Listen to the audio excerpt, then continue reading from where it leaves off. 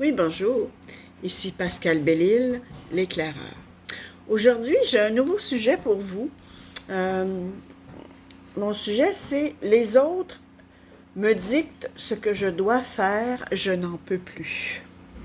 Les 4 attitudes à identifier et à changer en vous pour ne plus subir la domination des autres. C'est un sujet un peu, prenant, là, je vous avoue, mais tellement important, parce que je pense que, on s'en rend pas compte, là, mais je pense qu'il y a plus de monde qu'on peut l'imaginer qui vivent dans des relations de domination, en tout cas. Fait que je pense qu'il faut en parler ouvertement. Donc, Grégoire est avec son ami Jean, OK? Puis il n'arrête pas de lui dire quoi faire, puis de lui donner des conseils, puis bon. Puis Jean, ben, il ne sait pas comment changer de sujet, puis essayer de passer à autre chose. Alors, ben, il fait des blagues sur le monde, puis là, il se tourne vers moi. Puis ben là, je comprends qu'il n'en peut plus. Il va étouffer, OK? Alors, je dis, bon, ben écoute, pourquoi est-ce qu'on... il faudrait qu'on aille chercher un café, là. Viens donc avec moi, on revient dans 2 minutes. Puis là, ben Jean, il n'a pas hésité, hein? Tout de suite. Il a pris ses affaires, mais il est venu avec moi chercher son café. Puis à voix basse, il m'a dit, merci Pascal, je savais pas comment m'en sortir. Fait que là, j'ai vu que vraiment, là, c'était c'était un peu intense l'affaire. Fait que il était tanné, là, de se faire dire quoi faire, puis ben, il savait pas pourquoi il se retrouvait tout le temps là-dedans. Je lui ai demandé, je dis, ben pourquoi tu dis pas non et tout? Il dit, même si je dis non, si c'est pas lui, ça va être une autre personne. Je suis tout le temps dans ce genre de relation-là. Il y a toujours quelqu'un qui vient me dire quoi faire. Fait que là, j'ai réfléchi à ça, puis je me suis dit, ben voyons donc, toi. Donc, il y a plein de gens qui sont pris dans ça, tu sais, se faire dominer par les autres, puis ils savent pas trop ils savent pas même détecter le fait qu'ils sont dans ce genre de situation-là. Ils font juste le subir. Alors, c'est pour ça que j'ai décidé d'expliquer les quatre attitudes à identifier et à changer en vous pour ne plus subir la dictature des autres. Donc, ma première attitude qu'on va travailler, c'est que ben, peut-être que vous êtes trop gentil avec les autres, OK? Bon. La deuxième attitude, c'est que peut-être que vous avez peur de la solitude. La troisième attitude, c'est que vous êtes attiré par des dominateurs. Puis ma quatrième attitude, c'est que vous êtes attiré par des manipulateurs. Donc, après avoir regardé la vidéo, bien, vous allez pouvoir identifier puis changer votre attitude pour plus subir la dictature des autres, OK? Si c'est ça que vous cherchez, OK? Je ne dis pas que c'est une solution miracle, mais en tout cas, au moins, ça va vous aider à réfléchir. Je vais vous donner des exemples pratiques pour que vous compreniez ce que je veux dire. Puis, en même temps, bien, je vais vous donner des questions à vous poser pour réfléchir, pousser un petit peu plus loin cette analyse-là que vous êtes en train de faire sur la dictature. Donc, est-ce que vous êtes prêts? Allons-y! Excusez, là, c'est parce que mon fils vient de passer. C'est ça, travailler à la maison, hein? OK. Donc, le premier indice à identifier en vous pour ne plus subir la dictature des autres, c'est de comprendre que peut-être que vous êtes trop gentil avec les autres. Puis là, écoutez, là, je vous dis honnêtement, Je pense qu'on s'est toutes fait faire, on a toutes vécu ça plus ou moins avec du monde, vivre de la dictature avec les autres. On a toujours rencontré, je crois qu'on a tous rencontré quelqu'un qui a essayé de nous dire quoi faire, puis comment le faire, puis bon. Mais, donc c'est pour ça que, comme c'est donc très répandu, c'est donc important de porter attention à tout ça. Donc, le premier indice, c'est que peut-être vous êtes trop axé sur les autres au détriment de vos propres besoins, OK? Vous voulez leur plaire coûte que coûte, OK? Vous les mettez sur un piédestal, les autres. Vous voulez des amis ou des relations plus que tout, OK? Vous pouvez vous sacrifier pour les autres, qu'ils l'apprécient ou pas, OK? Puis là, vous pensez que de répondre à toutes leurs demandes, là, c'est la meilleure chose à faire pour qu'ils vous apprécient, pour qu'ils vous acceptent ou bien pour qu'ils vous aiment. Donc, vous êtes prêt à payer n'importe quel prix pour ça, OK? N'importe quel prix, OK? Alors, vous rendez service dès qu'on vous le demande, même si c'est à votre désavantage. Puis parfois, vous sentez que ça peut se retourner contre vous, OK? Mais, puis que ça peut même aussi, puis que ça va vous compliquer la vie. Mais même si vous savez ça, vous le faites pareil. Hein? La nature humaine. Vous le faites pareil. Ça, c'est fort, hein? En tout cas. Là aussi, ben, un autre aspect de ça, là, c'est que, ben, vous voulez pas blesser les autres, OK? Alors, vous acceptez ce qu'ils disent, même si vous n'êtes pas d'accord avec eux, OK? Puis même si vous négligez, ou bien si vous sous-estimez, OK? Ça va loin, cette affaire-là, là. OK? Puis souvent, quand vous avez un doute à propos des autres, ben, vous écoutez pas. OK? Vous ignorez votre intuition. Okay? Vous continuez à agir comme si de rien n'était. Donc, les autres le sentent. Alors, ben, il vous manque de respect. Parce que vous-même, vous acceptez leur attitude négative face à vous. Comprenez? Donc, il faut faire attention. Okay? Là, je vais vous donner 3 exemples pour que vous compreniez un petit peu où est-ce que tout ça, jusqu'où ça peut aller, tout ça. Par exemple, une amie vient vous voir puis vous demande de rester chez vous pendant 2 semaines. OK, ça, là, ça m'est arrivé. OK, parce qu'elle cherche un appartement puis elle n'en a pas encore trouvé. Fait que là, vous savez que si vous ne l'aidez pas, ben, elle va dormir dans la rue. OK? Alors, vous pouvez vous accepter. Ça ne vous tente pas, ben, vous acceptez. Ben, c'est votre ami, puis pourquoi pas? Vous pouvez quand même pas vous pouvez pas la laisser tomber, là, tu sais. Bon. Alors, elle s'installe dans le salon, puis là, elle commence à laisser traîner ses habits, sa vaisselle, toutes ses affaires. D'abord dans le salon, ensuite dans tout l'appartement, elle ne fait plus sa vaisselle, elle ne fait plus rien, elle laisse tout traîner, OK? Là, vous avez la boucane qui vous monte. Je vous dis ça d'expérience personnelle, OK? Puis là, elle mange toute la nourriture qu'il y a dans votre frigidaire, mais elle la remplace pas à la nourriture, OK? Elle n'achète rien, elle ne contribue pas, elle fait rien, OK? Mais vous aidez votre ami, OK? Là, ben, vous n'osez pas la mettre dehors, parce que où est-ce qu'elle va dormir, OK?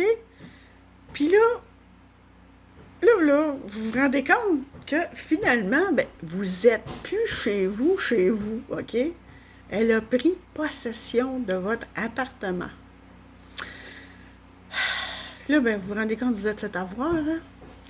Là, vous vous dites, bon, ben, OK, j'ai voulu rendre service, puis là, ben, ça s'est retourné contre moi, OK? Je vous dis, là, ça m'est arrivé pas rien qu'une fois de vouloir aider les gens, puis ça se retourne contre moi. Ben, ça, là, c'est parce que vous êtes trop gentil. Deuxième exemple. Votre amie Chantal, elle n'arrête pas de se moquer de vous. Harry, parce que vous ne cessez pas de rencontrer des garçons qui vous manipulent, puis qui vous laissent tomber, ok? Elle se moque de vous, parce que, ben, en tout cas, ça marche pas votre affaire. Elle vous blesse avec des remarques méchantes, mais vous dites rien, parce que c'est votre ami depuis l'enfance, ok? C'est quelqu'un que vous connaissez, fait que vous n'osez pas la blesser. Puis là, ben, vous avez peur de la perdre, puis vous acceptez qu'elle se moque de vous. Puis même si elle fait des remarques cruelles. Okay? Des fois, les gens sont cruels. Okay? Mais au fond de vous, là, vous n'aimez pas ça, là, qu'elle vous traite comme ça. Okay? Mais vous dites rien, parce que vous ne voulez pas la blesser. Fait que là, quelque part, là, vous avez peur de perdre son amitié. Vous êtes prêt à accepter qu'elle vous manque de respect, même si ça, là, parfois, ça va trop loin. Qu'est-ce que vous êtes? Vous êtes trop gentil avec les autres. Troisième exemple. Votre cousin, il n'est pas gentil du tout avec vous, ok? Il vous fait des coups méchants sans arrêt. Malgré ça, à chaque fois qu'il vous demande un service, vous lui rendez. Même si vous savez qu'il ne va pas l'apprécier. Puis pourtant, vous faites tout ce qu'il vous demande sans attendre quelque chose en retour. OK? Vous avez un grand cœur. En fait, il est mort de jalousie de toutes vos qualités, puis il veut vous le faire payer. OK? Il y a une fois qu'on fréquente des gens comme ça autour de nous, là. Puis malgré ça, vous lui pardonnez sans arrêt parce que vous avez un grand cœur. OK? Alors, au fond de vous, là, vous espérez qu'un jour, il va comprendre que vous êtes une bonne personne, puis que vous l'aimez. Puis vous espérez qu'il va ouvrir les yeux, puis qu'il va comprendre. Mais il n'y a rien qui change. Okay? Au contraire, il devient de plus en plus vindicatif. OK? Là, il vous fait tellement souffrir. Puis là, vous vous dites, bien, comment il peut pas voir que vous l'aimez autant, là. Comment ça qu'il ne voit pas, là, OK? Puis ça continue, puis ça continue, puis ça continue, puis ça change pas du tout. Vous êtes trop gentil avec les autres. Question à vous poser. OK? Quel pourrait être le prix à payer si vous sacrifiez vos propres valeurs, votre identité, vos besoins et votre intégrité pour faire plaisir aux autres? On va la répéter. Quel pourrait être le prix à payer si vous sacrifiez vos propres valeurs, votre identité, vos besoins et votre intégrité pour faire plaisir aux autres? OK? Il faut réfléchir. Réfléchissez là-dessus. Est-ce que ce prix en vaut le coup? Puis pourquoi? Pourquoi vous acceptez ça? Qui est plus important dans votre vie? Vous ou bien les autres? Puis pourquoi? Pourquoi? Pourquoi vous dites ça? OK?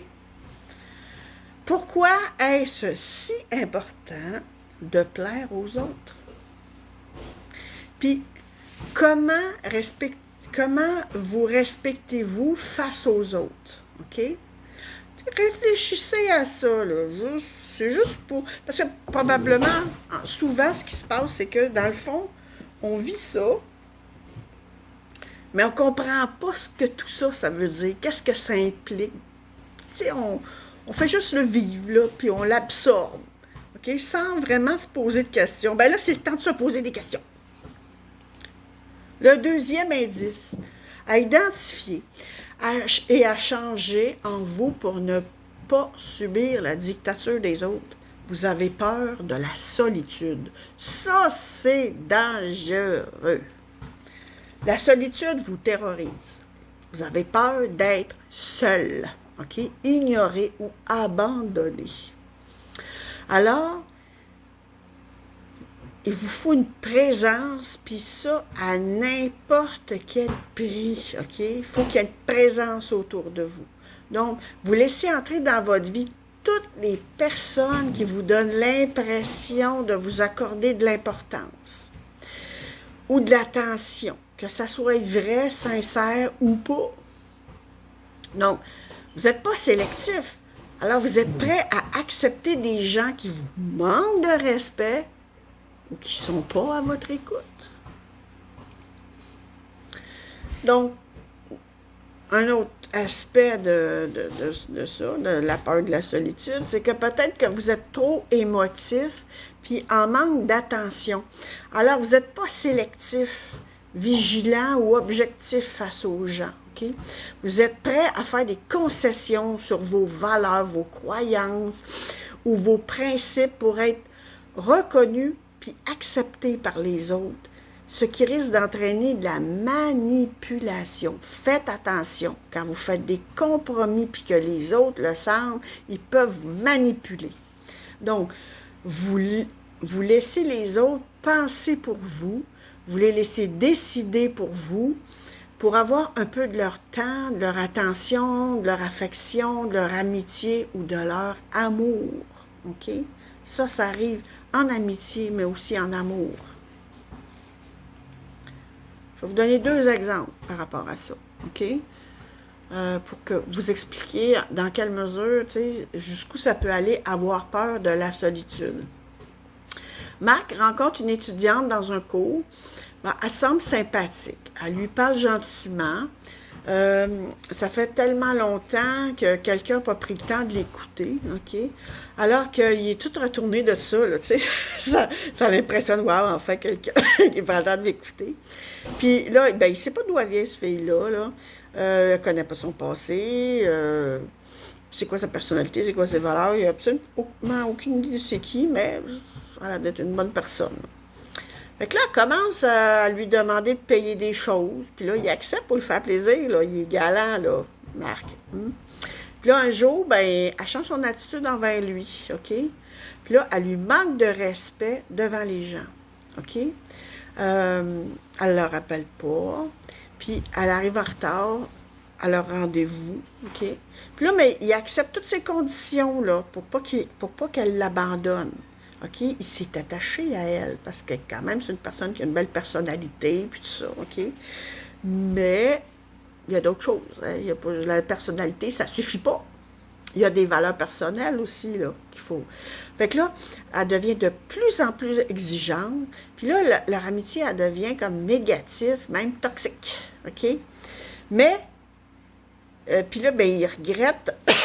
Il regrette le passé, puis là, il imagine comment elle était avant, là, tu sais, elle était gentille, puis tout ça, puis là, tu sais, il est nostalgique. Fait que là, il refuse de voir qu'aujourd'hui, elle lui manque de respect, puis qu'elle l'utilise selon ses humeurs, OK?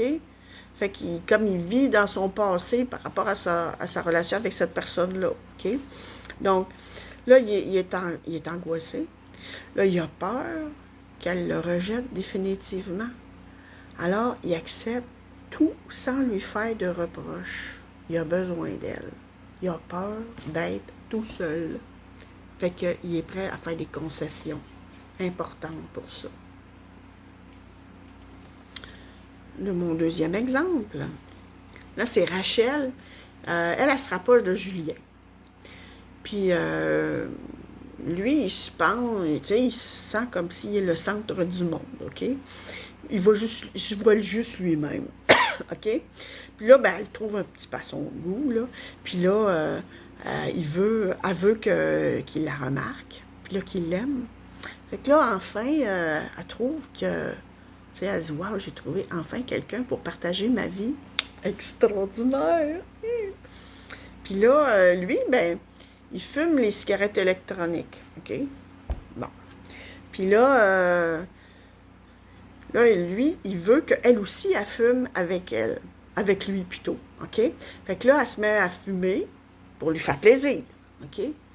Puis là, il lui demande même d'aller lui acheter des produits pour sa cigarette, à ses propres frais à elle, OK? Là, elle accepte, parce que bon... Puis là, elle dépense tout son argent pour lui faire plaisir, alors qu'elle, au fond, là, elle n'aime pas ça fumer, là. Elle n'aime pas ça du tout.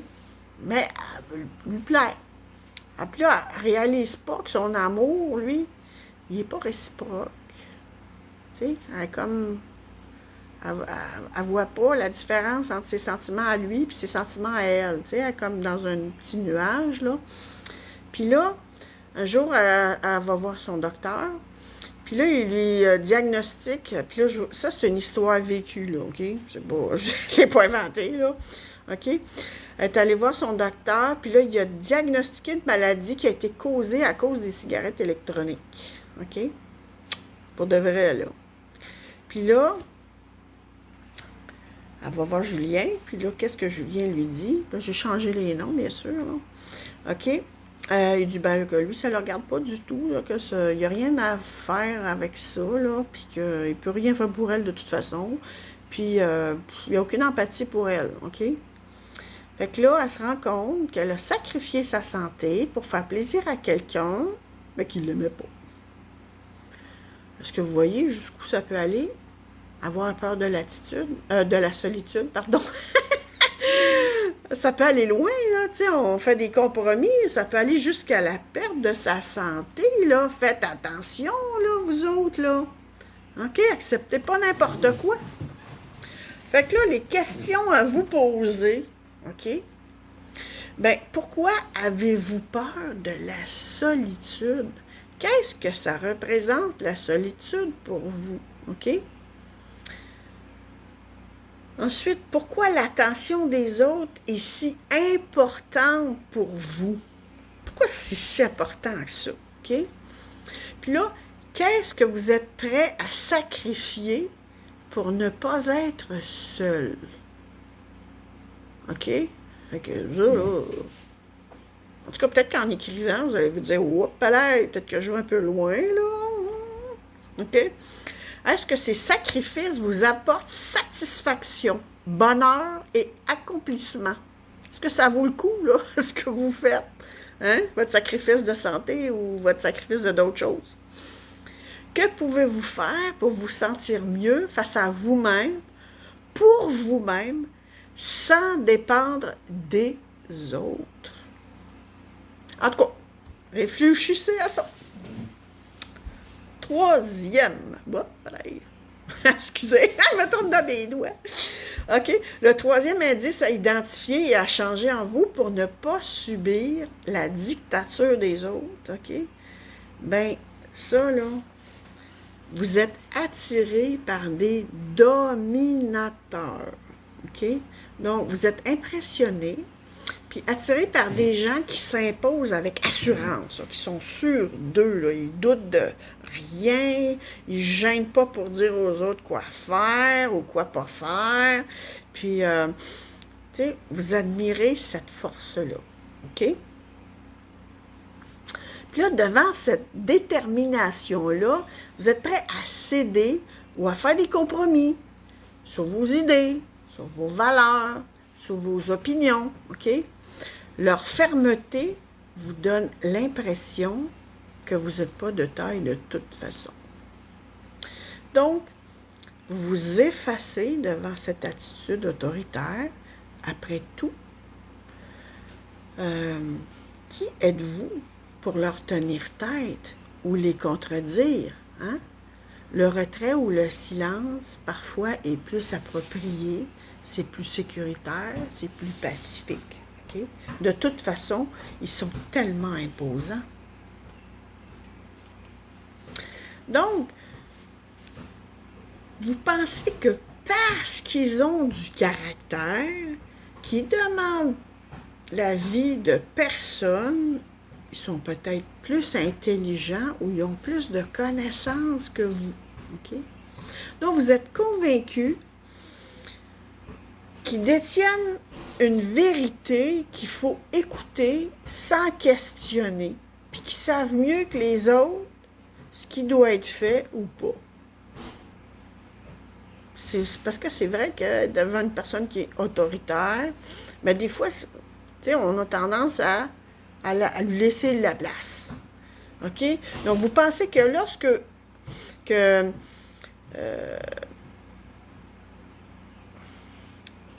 lorsque ces gens-là, ils vous donnent un conseil ou ils vous imposent d'écouter leurs conseils, là, ben, Vous avez l'impression que dans le fond, ils le font pour votre bien, là. C'est que ça va vous servir.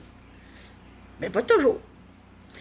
Vous avez peur de l'énergie dominante qui dégage aussi, là. Elle vous écrase, OK? Donc, vous craignez leur colère, leur reproche, car ils ne tolèrent pas la contradiction ou l'affront, OK? Là, ça devient plus intense, là. La domination, ça peut aller loin, OK? Puis là, ben, leur certitude, quand vient le temps de prendre des décisions, vous enlève le poids. Parfois aussi, là, c'est juste parce que vous ne voulez pas prendre la décision. Fait que vous allez préférer laisser l'autre décider pour vous, OK? Fait que vous allez accepter leur choix plutôt que de soutenir les vôtres. En tout cas, tu sais, je vous donne des suggestions de réflexion ici, là. Il y a sûrement plein d'autres choses là-dedans, là, mais j'ai mis quelques points, là. Donc, honnêtement, ça peut être intense, là. OK? Je vais vous donner 2 exemples. De gens qui peuvent être attirés par des dominateurs. Bon, par exemple, Francine aime les hommes. Ah, ça, c'est... ah, Francine aime les hommes virils. Hein? OK? Pour elle, là, ceux qui n'ont pas de caractère, ils n'ont pas d'intérêt. OK? Donc, elle laisse s'approcher seulement des hommes forts, dominants, là, qui imposent aux autres leurs idées, là. Ceux-là, là, ils savent de quoi ils parlent. Hein? Il y a des hommes comme ça, beaucoup. Des femmes comme ça aussi. OK. Donc, elle en a justement rencontré un. Wow! Il est patent! Il est-tu beau? Il est-tu fin? Il est-tu intelligent? Oh my God! Il sait tout sur tout. Tellement là, qu'il n'a pas le temps de lui demander puis d'écouter son opinion. OK? Fait que là, la sienne, de toute façon, est bien meilleure. OK? Fait que, bon. Fait que, de toute façon, il sait ce qu'elle va dire. Fait que, avant même qu'elle ouvre sa bouche. Fait que, c'est ce qu'il lui dit pour qu'elle accepte ses idées sans discuter. En tout cas, ils sont forts en plus à parler. Maintenant, quand elle est avec lui, il lui dit qu'il la protège. OK? Là, des fois, là, ça va loin. Là. Il dit, je te protège, c'est pour ça que je fais ça comme ça. Il prend les décisions pour elle, il lui dit quoi faire. Puis là, elle trouve ça viril. Hey, OK? C'est son homme. Il fait ça pour son bien. OK? Fait que là, elle doit accepter que ça lui plaise ou non. Puis là, elle perd le contrôle de sa vie. Elle doit adhérer à ses valeurs à lui, même si elle n'est pas d'accord.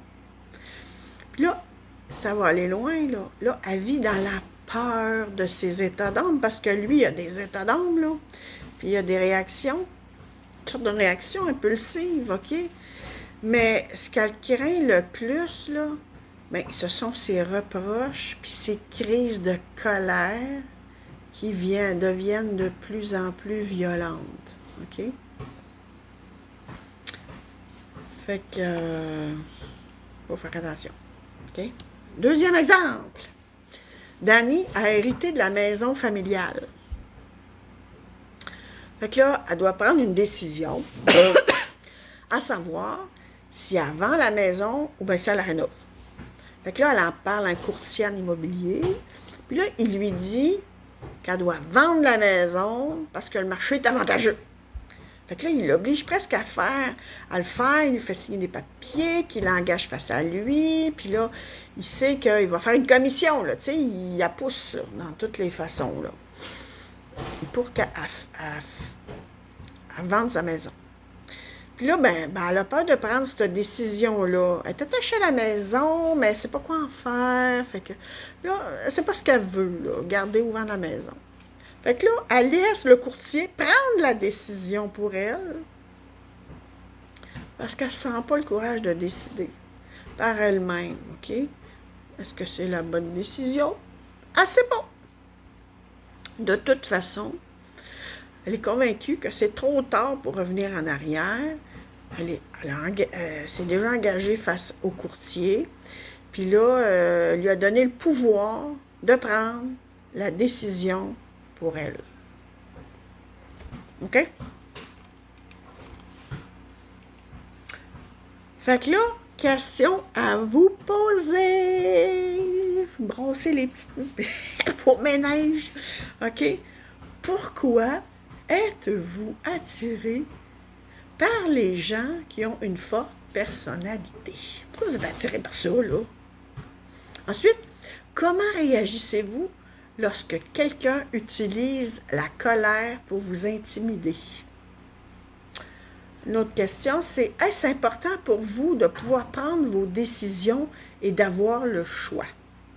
Pourquoi? Quel genre de personnes peuvent vous permettre de rester libre et de faire vos propres choix? Fait que, pensez à ça. Maintenant, mon quatrième indice qui va vous indiquer, à identifier et à changer pardon, en vous pour ne pas subir la dictature des autres, mais vous êtes attiré par des manipulateurs. Il y a des dominateurs, mais il y a des manipulateurs. Et ça, il y en a, là, tiens, comme ça, là, des manipulateurs. OK? Donc, ça, c'est que vous êtes attiré par des gens qui savent bien parler, qui paraissent bien et vous impressionnent instantanément. OK?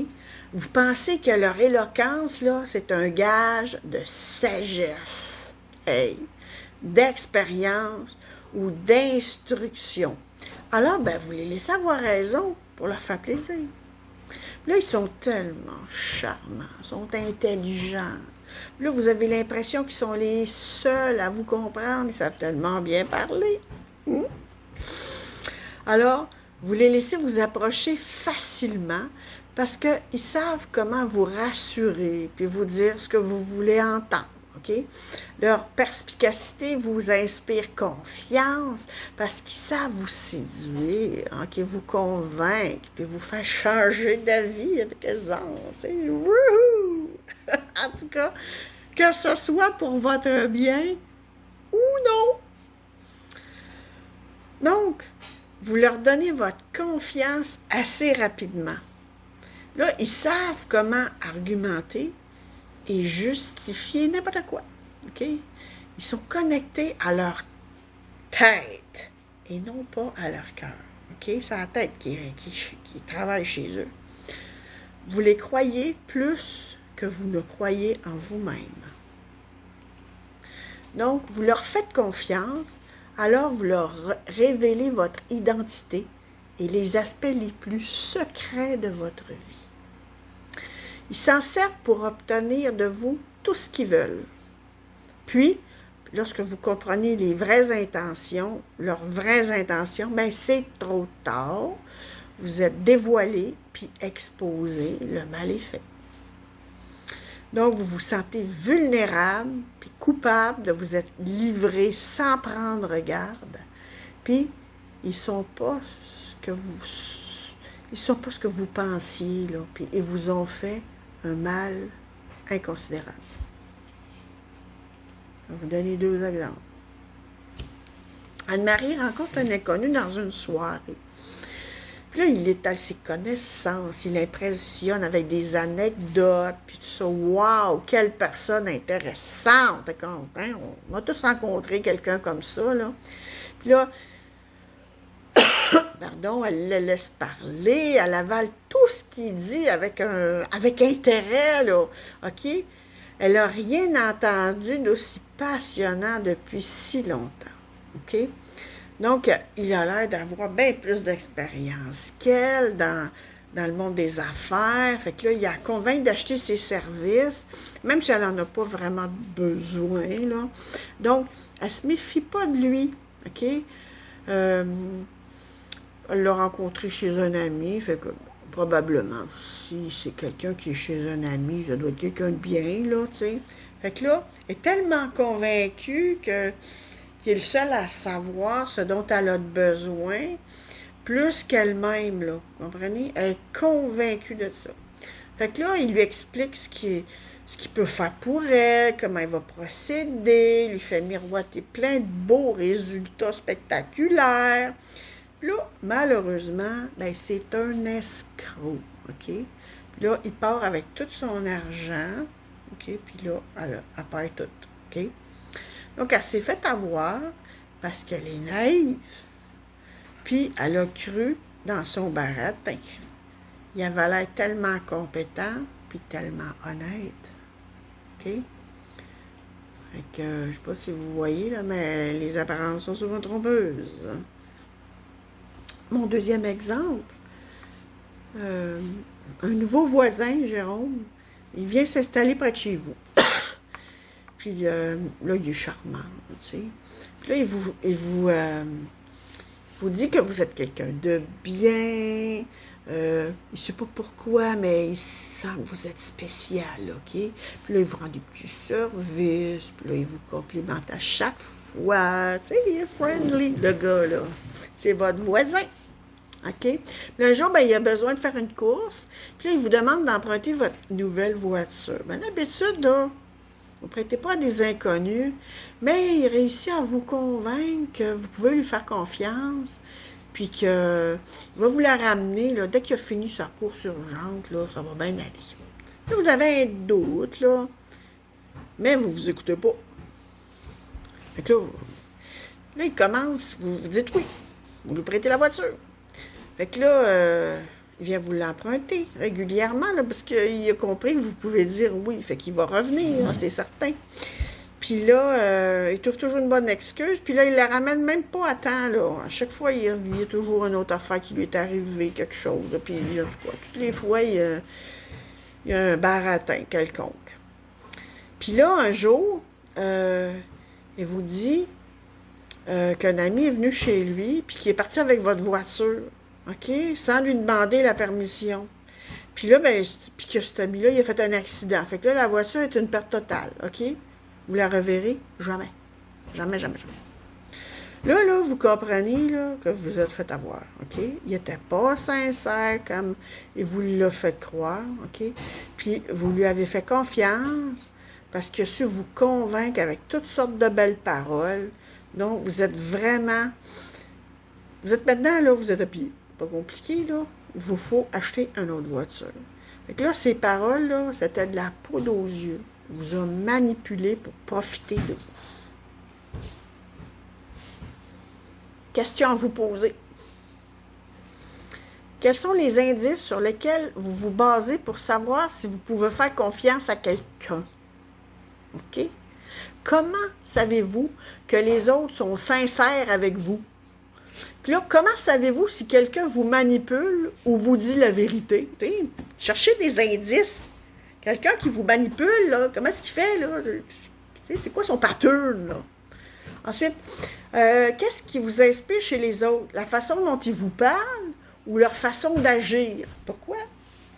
Puis là, quand vous entrez en contact avec les autres, écoutez-vous plus votre logique ou bien votre intuition, votre cœur, OK? Puis pourquoi?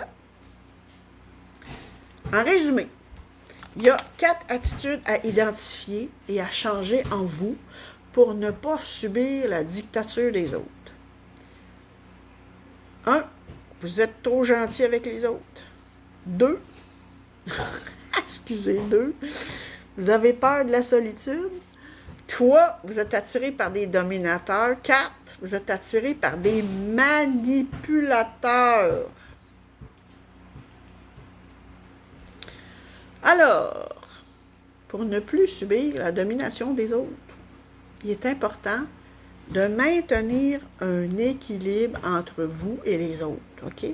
Vous devez à la fois vous respecter, c'est-à-dire respecter vos valeurs, votre identité et vos besoins, établir des limites claires entre ce que vous acceptez et vous refusez des autres, OK? Puis avoir un comportement respectueux face aux autres. Vous devez comprendre aussi les enjeux puis les conséquences des compromis que vous faites par peur de vivre de la solitude. Vous prenez de grands risques quand vous êtes prêt à abandonner une partie de vous-même, à ignorer vos valeurs profondes ou votre identité propre pour obtenir l'attention des autres ou leur faire plaisir. OK? Ces gens-là, là, est-ce qu'ils méritent un tel sacrifice de votre part?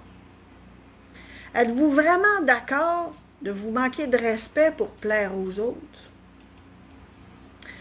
Fait que soyez vigilants, puis fréquentez des gens qui vous apprécient, qui vous font rire, qui vous font passer du temps de qualité. Profitez des moments de solitude avec vous-même pour grandir en ouvrant vos horizons. La solitude, c'est pas forcément une punition, ça peut être une bénédiction, parce que grâce à la solitude, eh bien, vous allez pouvoir réfléchir. Là, n'acceptez pas de compromis avec les autres qui ne respectent pas vos valeurs profondes. Puis là, les relations ou les luttes de pouvoir, bon, mais c'est épuisant, OK? C'est épuisant. Alors, ça vous donne un semblant d'excitation et de passion au début, puis alors que ça peut se transformer rapidement en peur, en colère et en regret. Personne n'a le droit de vous obliger à vous soumettre à son autorité. Okay? Personne ne mérite de se faire dominer par les autres à partir de la peur. Demandez-vous pourquoi vous acceptez de vous soumettre ainsi au pouvoir de quelqu'un. Fait que si vous sentez que les autres veulent vous dominer, sachez que vous avez le droit de refuser l'utilisation du pouvoir ou de l'autorité pour imposer sa loi conduit inévitablement à un échec ou à la souffrance. Une fois que vous avez compris que c'est ça que vous vivez, restez pas dans ce rôle-là, OK, de la victime. Restez pas là. Cherchez de l'aide pour en sortir.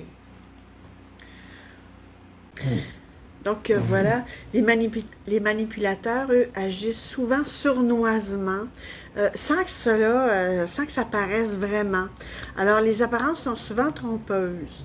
OK? Bon, donc une belle parole ou un beau sourire peut porter des intentions cachées. Donc, ce sont des intentions, ces intentions-là, puis ces apparences-là que vous devez apprendre à deviner et à interpréter. Comprenez? Donc, croyez les gestes plutôt que les paroles. La meilleure arme contre un manipulateur, c'est votre intuition, OK? L'intuition, le cœur, OK? Il faut développer votre capacité à percevoir la sincérité des gens que vous fréquentez. Puis développer votre confiance dans votre petite voix intérieure. Okay? Donc, donnez pas votre confiance trop rapidement. Laissez une chance au temps de vous montrer les vraies intentions des gens face à vous. Okay? Donc, si pour vous, là, ne plus subir la domination des autres, là, ça vous semble une quête un peu obscure puis pleine d'obstacles, si vous ne savez pas par où commencer, mais moi je trace puis j'interprète des cartes du destin, grâce auxquelles vous apprenez à mieux vous connaître. Vous pouvez découvrir votre identité profonde, des opportunités que votre âme met sur votre chemin pour grandir, puis comment dépasser certains blocages qui vous empêchent d'avancer harmonieusement vers votre but de vie. Okay? Grâce à mes 26 ans d'expérience en développement personnel, je peux vous aider à y voir plus clair. Je vous propose des outils, des techniques avant-gardistes pour intégrer avec succès ces nouvelles connaissances-là dans votre quotidien, puis mieux vous aligner sur votre but de vie. Donc, savoir comment les appliquer concrètement dans votre vie, c'est le chemin le plus direct, OK, vers une meilleure conscience de vous-même, puis certainement un destin plus épanouissant. Donc, vous pouvez me rejoindre par courriel à mondestin@hotmail.com pour une consultation en privé. Puis là, je vous propose aussi de venir explorer ma page Facebook, Mon Destin à la carte, et mon groupe du même nom. Vous allez trouver plein de choses intéressantes. N'oubliez pas aussi d'aimer ma page, puis de laisser un commentaire. Okay? Ça va me faire plaisir de vous lire. Puis là, j'ai aussi une chaîne YouTube auquel vous pouvez vous inscrire pour rester branché à Pascal Belle-Île, l'éclaireur. Donc, merci de votre attention, puis à la prochaine. Vous allez pouvoir trouver toutes les informations pour me trouver sur la page finale du vidéo. Donc, inquiétez-vous pas si vous n'avez pas tout entendu. Donc, ça va tout apparaître dans quelques secondes. Merci beaucoup. Au revoir.